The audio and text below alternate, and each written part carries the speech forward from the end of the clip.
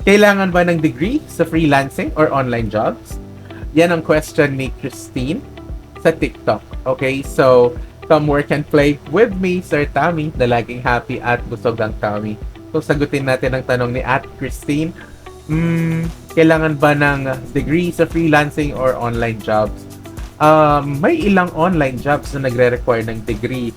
Pero marami din namang hindi at binabase nila sa skill sets and experience.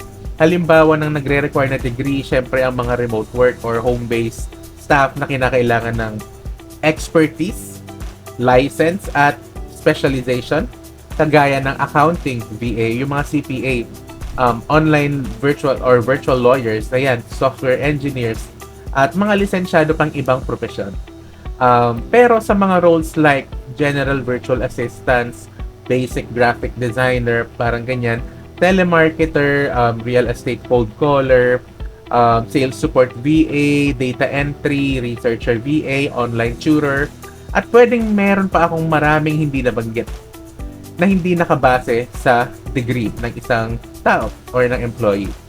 Okay? So, you can just enhance your skills sa mga short courses. Okay yun. But as a licensed teacher myself, I suggest ituloy mo pa din kung kaya na ang pag-aaral kahit may mga ganitong opportunities. Kasi who knows, di ba? Wala rin guarantee na forever na ganun ang requirements. Malay natin, ibahin nila in the future. Pero hopefully, wag naman. Iba pa din pag binavalue natin, syempre, yung pag-continue ng pag-aaral natin. Lalo pa kung pinapalawak natin yung mga skills natin. Kasi, pwede ka pa mag-masters, mag-dual course, or mag-doctorate, or mag-attend ng mga webinars and online researching naman. So, madaming paraan para matuto na ngayon, lalo na in our digital world. So, tandaan, iba nga daw ang may alam. Totoo yan. Dagdag pa yan. Pag meron kang pinanghahawakan.